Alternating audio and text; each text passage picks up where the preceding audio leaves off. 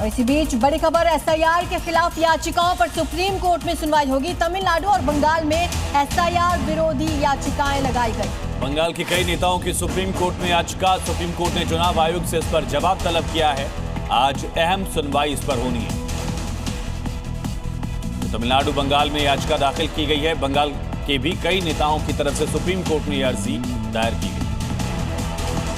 और Indigo airlines के बड़े पैमाने पर फ्लाइट कैंसिलेशन ने पूरे देश में सबको, यात्रियों को परेशान किया। मंत्री समेत सरकार की खिंचाई की जाने लगी है। ऐसे में पहली बार अब आंध्र प्रदेश के मुख्यमंत्री चंद्रबाबू नायडू अपने मंत्री के बचाव में उतरे हैं।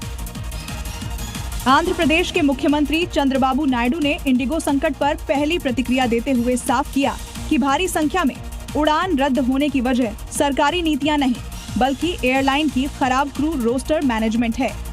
उन्होंने कहा कि कुछ राजनीतिक विरोधी इस राष्ट्रीय संकट को सनसनी बनाकर सरकार पर कीचड़ उछाल रहे हैं। नायडू ने अपने उड्डयन मंत्री और सरकार का बचाव करते हुए कहा कि तथ्य स्पष्ट हैं, गैर जरूरी अफवाहों से बचना चाहिए। संसद के शीतकालीन सत्र के बीच आज एनडीए के संसदीय दल की बैठक होगी। ये बैठक सुबह 9:30 बजे पार्लियामेंट लाइब्रेरी बिल्डिंग के जीएमसी बाला योगी ऑडिटोरियम में होगी। बैठक में पीएम मोदी एनडीए सांसदों को संबोधित करेंगे। बीजेपी ने अपने सांसदों से बैठक में समय से उपस्थित रहने को कहा है।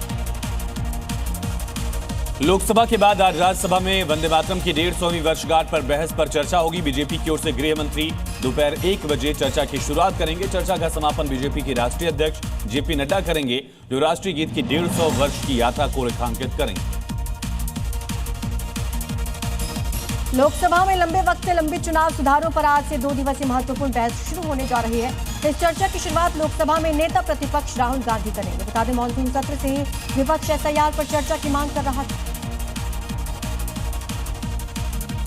केंद्रीय नागरिक उड्डयन मंत्री राममोहन नायडू आज इंडिगो संकट पर 12 बजे बयान देंगे। डीजीसी ने आज 11 बजे इंडिगो के डेलीगेशन को बुलाया है, जहां आज एयरलाइन के सीईओ से पूछताछ की जाएगी।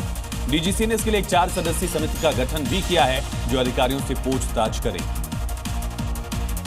देश भर में बुलडोजर कार्रवाई के मामले पर सुप्रीम कोर्ट आज अहम सुनवाई करेगा। इस दौरान सुप्रीम कोर्ट उन तमाम याचिकाओं पर सुनवाई करेगा जिनमें अलग अलग राज्यों की सरकार पर पिछले साल जारी सुप्रीम कोर्ट की गाइडलाइंस का हनन करने का आरोप लगाया गया।